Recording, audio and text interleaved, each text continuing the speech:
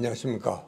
우리는 지난 시간까지 블루존에 대한 꿈 같은 이야기를 했습니다. 우리도 그런 마을을 정말 지켜낼 수가 있다면, 또 할 수 있다면 참 얼마나 좋을까.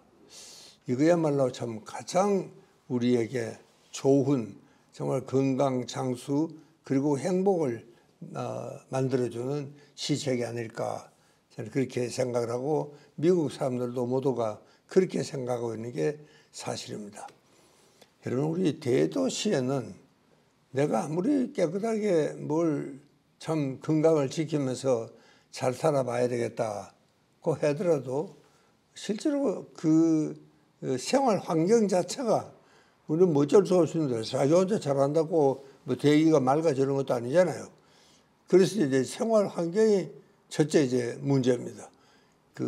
지금까지도 우리가 보면은 제일 늦게까지 이제 불을 켜놓고 장사를 하고 있습니다. 여러분, 제가 잠시 공부했던 미국의 동부 지역에 거기 조금 이제 보수적이죠. 이제 거기는 보면요, 여러분 1시 되면은 뭐 어떤 집에도 술집의 문을 다 닫습니다. 또 어떤 데는 심지어 뭐 12시에는 다 아주 불을 끄고 잠자리 들어가야 되는 뭐 그런 도시도 물론 있습니다. 그 다음에 이제 두 번째는 생활 습관도 거기에 따라서 나빠질 수밖에 없는 것이 이 사실입니다. 그러니까 우리 지금 밤중까지 뭐 친구들 만나면은 그냥 안 만나잖아요. 매니으로 안 만나죠. 그렇게 술이라도 한잔 해주고, 술만 마십니까? 또 술 마시면 또 우리는 또 안주가 복잡합니다. 이 외국 사람들은요, 늦게까지 술을 마셔도 안주가 그리 복잡하지가 않습니다. 예, 뭐 거의 그냥 뭐 맨술을 그냥 마시는 거예요. 예, 안주를 안 먹어요. 우리는 사실은 술보다도 오히려 안주가 더 우리 생활에, 식생활에 이 문제를 만들어주는 경우가 있습니다. 또 그리고 이제 참 밤중까지 그렇게 이제 막 요란한 조명 아래, 그리고 막 노래방도 그렇게 근사하게 그렇게 이제 차려놓고 나니까 자연적 우리 생활이 그렇게 될 수밖에 없는 겁니다. 그렇게 건강에 좋지 않은 생활 환경, 생활 습관의 절로 이제 만들어지는 이런 것이 사실입니다. 여러분, 우리가 참 중요한 것은 때로는 우리는 좀 휴식도 해야 돼요. 그래서 참 자율신경에 교감신경만 흥분할 게 아니고 부교감신경도 도로 쉬게 해야 되는데 우리 하루 생활은 그렇지가 않습니다. 우리는 막 굉장히 정말 이 교감신경 흥분 상태에 있어서 그야말로 여러분 교감신경이 흥분 상태에 있다는 것은 우리가 쉬고 있지를 못하다 하는 그런 상황입니다. 그러니까 이제 이 자율신경과 직결이 되는, 여러분 생명과 직결이 되는 그런 모든 기관에는 자율신경이 지배를 하고 있습니다. 여러분, 우리 신경에는 체신경, 내가 마음대로 할 수 있는 신경이 있고 내가 마음대로 하지 못하는 신경이 있습니다. 그게 자율신경입니다. 자기 리듬에 의해서 움직인다. 그래서 그 자율신경이 정말 흥분을 하면은 우리 몸 전체가 막 일을 하는, 굉장히 광이 흥분되고 이 교감신경에 난조가 오게 이렇게 되십니다. 이제 그렇게 되면 어떻게 되느냐? 여러분, 제일 표가 나는 것은요, 우선 우리는 복부 비만이 옵니다. 이걸 우리가 대사증후군이다 그렇게 이야기합니다. 여러분 잘 아시는 당뇨병, 고혈압, 암, 이게 전형적인 그래서 생활습관병이다. 옛날에 이 병들은 뭐 부자병이다, 뭐 성인병이다, 뭐 이런 별명이 있었지만 지금은 뭔가 생활 환경과 생활 습관이 잘못돼서 생기는 병을 일반적으로 우리는 이 참 복부 비만, 이 대사증후군이다 이렇게 이제 부르고 있습니다. 그러니까 우리가 뭐니 하더라도 일단 우리가 체중이 정상적으로 돼야지 그 다음에 거기에 따르는 모든 건강과 행복과 미와 젊음이 거기에 같이 따라간다. 그런 이야기입니다. 그러니까 이게 참 지금은 우리에게 제일 중요한 것은 비만 조절, 체중을 어떻게 조절하면 되겠느냐.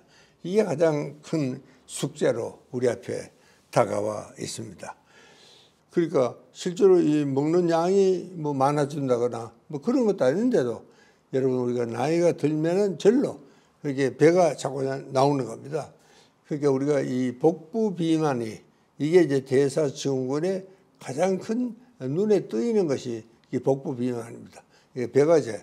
이게 우리는 참 이 서양 사람처럼 이런 거한들은 잘 없습니다. 그래도 이 벗어놓으면은 모두 이제 배가 볼록볼록 나와있습니다. 여러분 그 목욕탕 같은 데 가보면은 정말 참 이상적인 체형을 갖고 있는 한국인들은 그렇게 많지가 않습니다. 제가 보기에는 참 미안하지만 그렇습니다. 그리고 실제로 우리가 이제는요, 80대, 90대가 뭐 뻔해지는 겁니다. 이제 뭐 100세라는 것은 정말 눈앞에 와 있습니다. 이건 뭐 어디를 누가 뭐라 그래도 숨길 수가 없는 이 사실입니다. 그러니까 우리가 80 후반이 되면 둘 중에 하나는 암에만 치매에 걸립니다.